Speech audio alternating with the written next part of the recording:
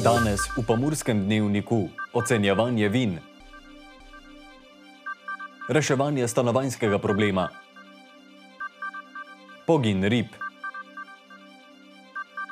Vstopnice že v prodaji. Jutri bo pretežno oblačno.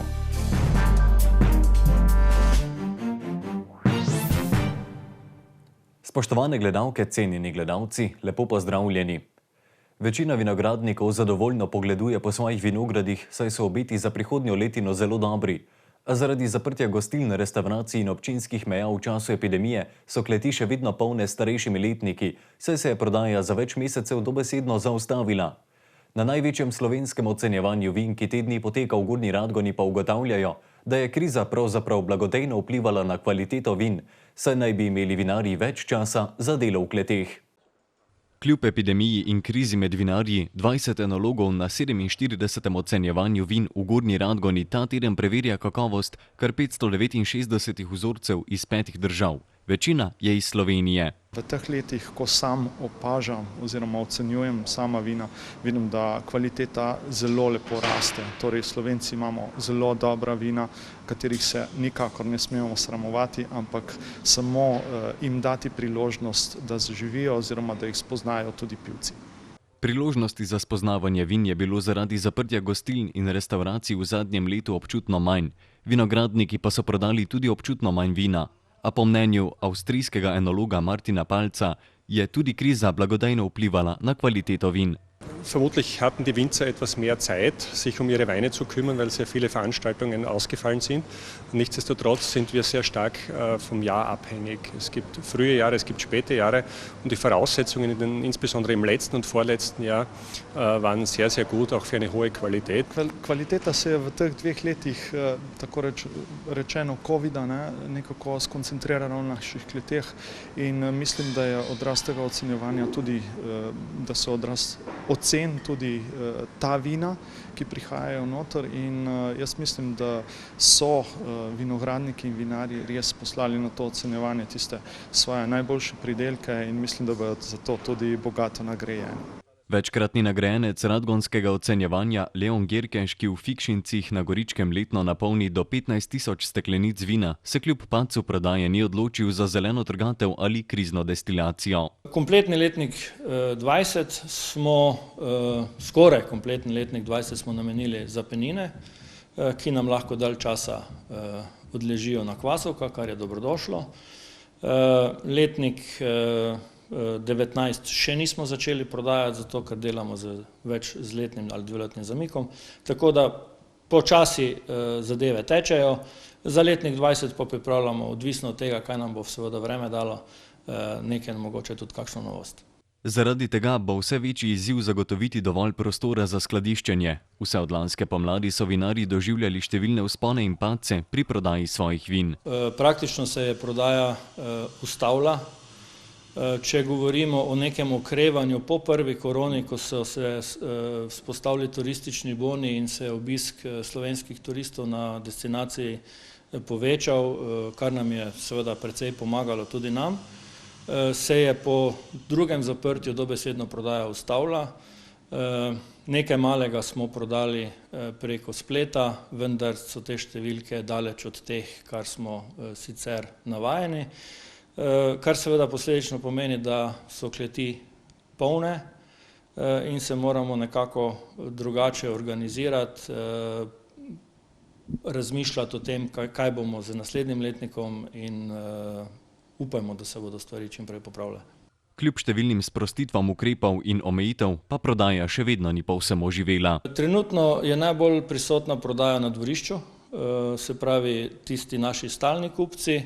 Tujci še nekako tipajo, ne upajo prihajati po tej koroni in pa seveda dosti novih slovenskih turistov, ki odkrivajo Prekmurje, se oglasi pri nas, poskusijo in tudi kupijo kakšno stekleničko vina za domov. Vinogradniki tako z mešanimi občutki pogledujejo med svoje trte, ki sicer kažejo dobre obete za prihajajočo letino. Ja, kot vidite tukaj na Laškem Rizlingu, kaže zelo lepo. Upajmo samo, da bo tudi strani vremena nam prizanšeno. Če bo tako ostalo, potem nas čaka izjemen letnik. Kakovost bodo lahko nato vinarji spet preverili na naslednjem ocenjevanju v Gornji Radgoni. Še bolj veseli pa bodo, če bodo vino lahko preizkusili tudi njihovi kupci in gostje.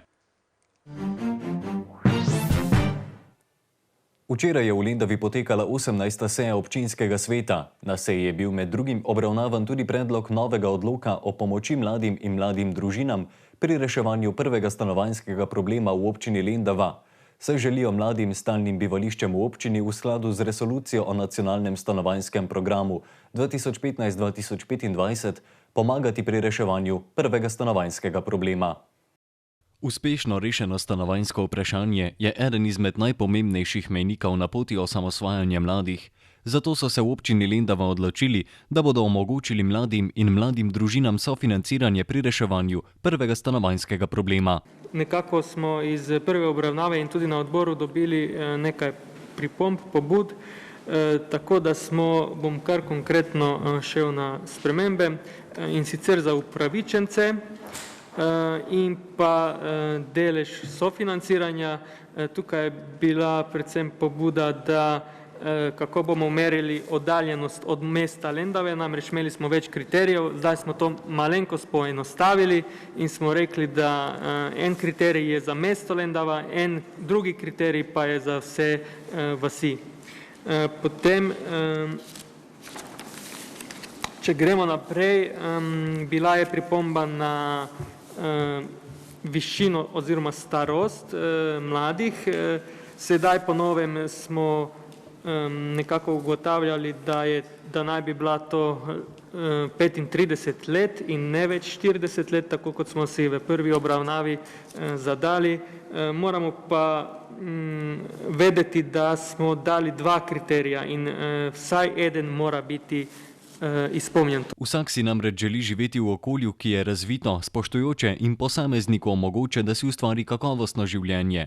Pozitiven učinek pa pričakujejo tudi pri občinskem proračunu. Odbor je predlagal, da povemo tudi nekaj projekcij, učinkov, kakšen učinek bi imel to za proračun. Torej, lahko na primeru potem tudi povem, če bi nepremičnina imela vrednost 23.000 evrov, gre za vrednost, ki se ne odraža v vsakoletnem proračunu, vrednost te nepremičnine je vpisana le v evidenco osnovnih sredstev in ne predstavlja dejansko, torej predstavlja mrtvi kapital. V primeru, da občina te nepremičnine ne proda, nima nobenih prihodkov in ne pozitivnih učinkov na proračun. V primeru, da občina to nepremičnino proda, pa pridobi vrednost kupnine, torej ocenjeno vrednost. Stanovanjsko politiko moramo razumeti kot razvojno politiko, s katero mladim omogočamo hitrejšo tranzicijo v odraslost in jim s tem večamo možnosti za razvijanje njihovih potencialov in uresničevanje idej. V reki Lendava v delu med termami Lendava in čistilno napravo je v torek dopoldne domnevno zaradi izpusta tople vode iz toplic zaradi pregrete vode poginilo okoli 4000 mladih rib. To pa bo imelo po oceni tamkajšnjih ribičev za ribji zarod dolgotrajne posledice. Edini vzrok je po mnenju predsednika ribiške družine Lendava pregreta voda. Kakšne zastrupitve ni bilo, vendar se zaradi nizkega vodostaja oziroma majhnega pretoka ribe niso imele kam umakniti, zato so poginile. Gre večinoma za mlade bele ribe, velike od 10 do 20 cm, nekaj je bilo tudi večjih. Uradnih ugotovitev o vzroku nesreče ribiči še nimajo, primer pa že preiskujejo ustrezne službe. Kriminalisti naj bi sicer neuradno potrdili, da je za pomor kriva topla voda iz toplic. Voda naj bi imela na tem mestu okoli 40 stopinj Celzija, materialno škodo zaradi pogina pa bo ocenil pooblaščeni cenilec. Predsednik Republike Slovenije Borut Pahor je včeraj v predsedniški palači sprejel dr. Hansa Henrija Klugeja, direktorja Urada Svetovne zdravstvene organizacije za Evropo, ki se je v Sloveniji mudil na uradnem obisku. Med drugim so skupaj z ministrom za zdravje pozvali državljanke in državljane k cepljenju, da bomo lahko čim prej zaživeli tako kot pred epidemijo. Predsednik republike je ob tem poudaril, da virusa še nismo premagali dovolj, da bi bili mirni. Nevarnost za zdravje ljudi in nehvaležnih omejitev javnega življenja, ta nevarnost še vedno obstaja. Če se želimo temu izogniti, se moramo cepiti v večjem številu. Cepiv je dovolj je tudi razlogov za cepljenje. Lansko leto, v tem času, ko je bila večina domače in tuje javnosti zmotno prepričana, da smo virus že premagali, smo prav v tem času lahko slišali opozorila stroke, prva opozorila stroke, da se vendarle okužbe vračajo. Tedaj sem se spraševal, ali naj glede tega kaj javno rečem ali ne. Vendar je takrat prevladalo iluzorno upanje, da vendarle ne bo tako hudo in ne bo novega vala okužb. Nismo ukrepali dovolj zgodaj. Ko se je potem začel drugi val jeseni kazati v svoji najbolj dramatični obliki, je bila javnost splošnega mnenja, da smo zamudili z ukrepanjem. Tega zdaj ne jaz, ne nihče drug ne sme ponoviti. Ob slovenskem predsedovanju Sveta Evropske unije je minister Poklukar izpostavil, da moramo zagotoviti, da bodo zdravstveni sistemi po celotni uniji sposobni prenesti večjo obremenitev, ki jo pričakujejo v začetku jeseni. Glede na to, da smo pred 14 dnevi prevzeli predsedovanje Evropske unije, pa naj izpostavim in poudarim to, da smo pred tednom dni že gostili eno od konferenc in sicer so se nam pridružili virtualno v prejšnjem tednu na konferenci generalni direktorji za zdravila. Govorili so in imeli razpravo o zalogah zdravil in pa o pomanjkanju določenih skupin zdravil v Evropi in v svetu. Na prvem mestu so to prav gotovo nova, draga, inovativna zdravila, na drugem mestu pa so to zdravila, za katero ni več oziroma je pomanjkanje ekonomskega interesa. In to so praviloma antimikrobna zdravila in pa generična zdravila oziroma starejša onkološka zdravila. In tukaj verjamemo, da bomo vsi skupaj naredili pomemben napor, da se nam oziroma da bodo naši zdravstveni sistemi in pa zagotavljanje zdravil bolj odporni in pripravljeni na krize, kot je bilo to pred 18 meseci. Po grobih ocenah trenutnega stanja podatki kažejo, da cepljenje okoli 20krat zmanjša možnost težjega poteka bolezni z dolgotrajnimi posledicami in tudi do 50krat zmanjša umrljivost. Seveda pa bomo le z zadostno precepljenostjo celotnega prebivalstva dosegli, da bomo lahko čim prej zaživeli tako kot pred epidemijo. Od včeraj si lahko imetniki sezonskih vstopnic v predprodaji zagotovite vstopnico za prvo tekmo drugega kroga kvalifikacij za Ligo prvakov. V sredo namreč na Fazenerijo prihaja bolgarski Ludogorec. Vstopnice pa so na voljo tudi za sobotno srečanje z ekipo Tabora. Vstopnice za srečanje s Taborom si že lahko zagotovite vsak dan na prodajnem okencu za vstopnice od 15. do 20. ure.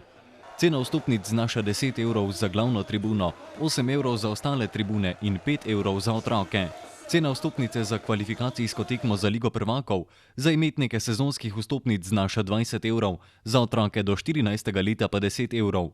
Vsak lahko kupi največ 3 vstopnice, pri čemer za ostali 2 plača redno ceno brez popusta, ki znaša 25 evrov oziroma 12 evrov za otroško vstopnico. Pomembna novost pri nakupu evropske vstopnice je ta, da bodo personificirane. Vsak, ki bo kupil karto, mora pri sebi imeti osebni dokument. Slednjega potrebuje tudi za morebitne ostali vstopnici, ki bi jih kupil, saj bo imela vsaka vstopnica natiskano svoje ime. Od petka naprej pa si boste vstopnice lahko zagotovili vsi ostali navijači, ki nimate sezonske vstopnice. Prodaja bo možna tako na spletu kot na prodajnem okencu za vstopnice. Za vstop na stadion pa še naprej veljajo PCT pogoji. Jutri bo pretežno oblačno, več pa v vremenski napovedi. Danes smo imeli jasen dan s temperaturami okrog 24 stopinj Celzija. Opoldne smo v Krajinskem parku Goričko namerili 23 stopinj, v Radencih in v Murski Soboti 24 ter v Lendavi prav tako 24 stopinj Celzija.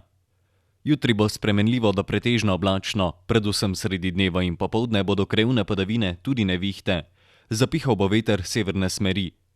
Najnižje jutranje temperature bodo v severovzhodni Sloveniji, v Murski Soboti in Mariboru okoli 16 stopinj, dnevne pa okoli 29 stopinj Celzija. V noči na soboto se bodo padavine od vzhoda okrepile in do jutra razširile nad večji del Slovenije, vmes bodo nastajale nevihte. V soboto bo večinoma oblačno s pogostimi padavinami, ki jih bo manj na zahodu, pojavljale se bodo nevihte z nalivi. Tudi v nedeljo bo še spremenljivo s krajevnimi padavinami, ki jih bo več v vzhodni polovici države. Pihal pa bo severni do severovzhodni veter. Temperature v naših krajih se bodo zjutraj gibale od 15 do 18 stopinj, dnevne pa od 25 do 29 stopinj Celzija. Toliko smo vam imeli povedati v današnjem Pomurskem dnevniku. Več informacij pa najdete na naši spletni strani. Ostanite v naši družbi in nasvidenje do jutri.